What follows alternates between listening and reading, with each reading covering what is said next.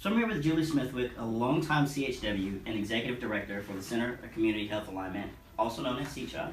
How are you doing? I'm good. How are you? I'm doing good. I want to talk to you a bit about your organization, about CHWs, and leadership development. When it comes to Center for Community Health Alignment, or CHW, how does CHW demonstrate the commitment to leadership development? You mentioned something about this example you just gave, being an ambassador. Yeah. Is that part of leadership development that you all use? It is.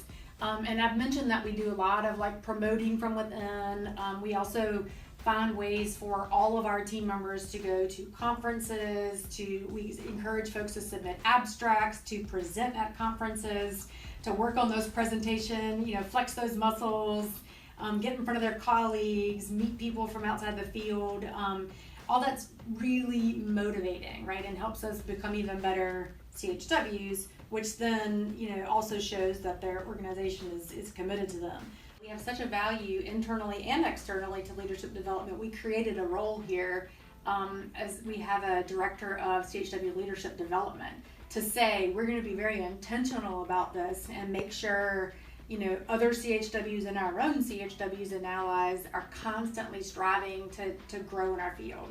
And kind of circling back to retention, all of that intentional commitment to leadership development helps people feel like we believe in them, we see them, we will listen, their expertise is important, their growth is important, and it helps people overcome challenges, right? Because growing and doing new jobs, new programs, not always easy, but if you feel like your organization sees you, believes in you, it's easier to kind of lean on that organization when you've got challenges to overcome.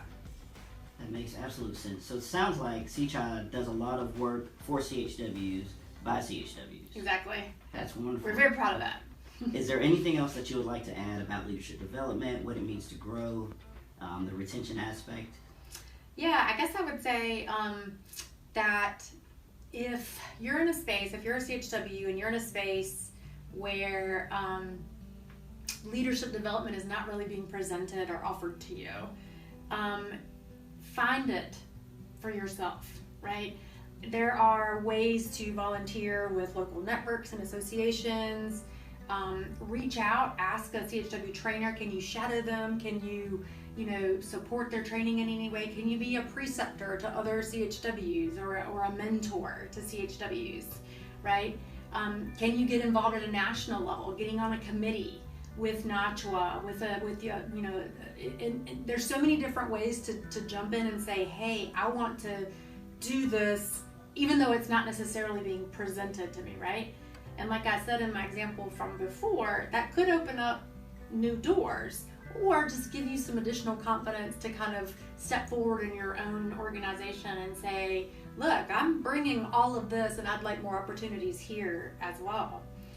And then I think the other really key point that I would share is that don't let anybody tell you that as you grow in your leadership or you grow in your position, that you're no longer a CHW. If you have been a CHW, if you've done the work, if you have those values of our profession and you still have those qualities and you're committed to the workforce, you are still a CHW. I'm an executive director of an organization that's now going national. I am still a proud CHW. And what that shows is that as CHWs, we are awesome in the field. We are awesome doing, serving individuals. We are awesome working in organizations. And we're also awesome in shaping our field and leading the things that are important to our workforce and to the people that we serve. So we deserve to be in all of those positions. And they can't take that away from us and say, oh, well, you're in leadership, you're no longer a CHW. No, I'm a CHW. And I'm now supporting other CHWs with all of the power and the privilege of whatever role that I'm in. That definitely sounds like a key place as a leader to show the advocacy work that needs to happen for CHWs, and even some of the information you shared is very much research, evaluation, and all of those core competencies that we know really shape and mold a community health worker. Yes. So thank you so much, Julie, longtime CHW Executive Director for the Center for Community Health Alignment. Thank you for your leadership and for sharing your thoughts. Yes, thanks for the opportunity.